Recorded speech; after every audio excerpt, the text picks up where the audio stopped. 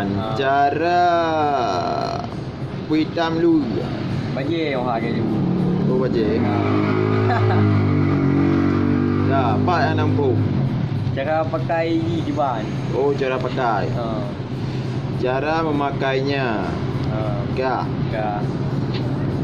Masak air sebanyak 2 botol. Kah, mesti wabah peluk kuah yang wabah peluk kuah. Kamu belum koyo. Apa ni sih bila beli dah po? Sip, ni sampai lele. Mak apa tak boleh mah, tak boleh drone. Kah.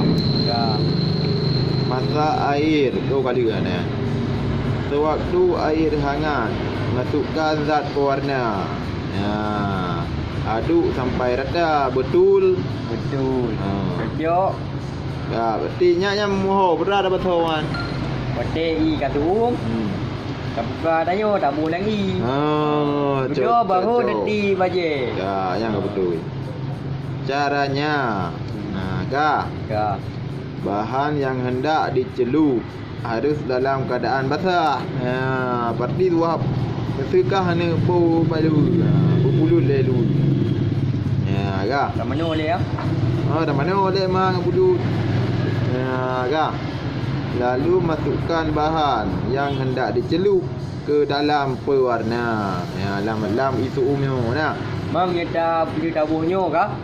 Tak grup ho dengan giban je. Je Cina merah putih lam roh tu. Kah. Setelah itu bahan diaduk hingga 60 ataupun 30 minit. Berarti 3 muah aduk kan. 3 dah jauh-jauh. Dah jauh-jauh harus bertijum di. Kurang 20 minit pun 3 bro. Ke ji perah 60 ataupun kurang 20. Berarti 3 minit tengok. Dengkah. Oh, ai cikgu pujuk pula ni yang 3 tapi ada jauh-jauh. Dah le. Dah. Stop le. Stop ni. Enak ke terus? Ya. Berarti kurang 10 minit kan. Ataupun sijum ataupun siji tengok ya. Di saat air sedang mendidih. Berarti tengah juri. Ya. Dapat tahu je ja. Jam 3 jam. Ibu kolor ke betul kan. Padu kerek betul. Padunya ke betul. Kan ada ka je ping. Ya. Ka.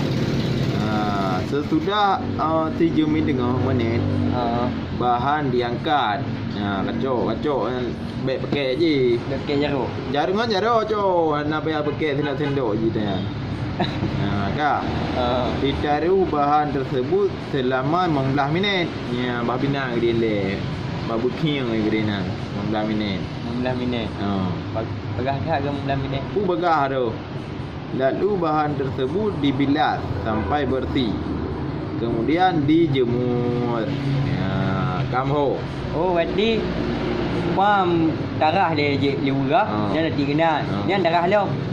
Baik darah le, dacok tak bah pinang dia le dacok tangkat lam lang anak biga. Bah pinang dia luar le wate katruk 15 minit baru karah ga. Oh, berarti pam dah perlu buat belangong lah. Buat kompor lah. Nak i kadek tu dah ruah dayo. Kita ruah dayo dah ti ilu bila lagi yang. Hang tutung ilu. Tutung ilu. Tutung ilu kan tu. Lu. Kemudian berarti perhatian. Berarti tengah jum. Habis gah ke tengah jum. Baik kabuh bagang. Kabuh dengan kaya. Baga. Cabai deh berarti yo. Selamat mencoba. Semoga sukses.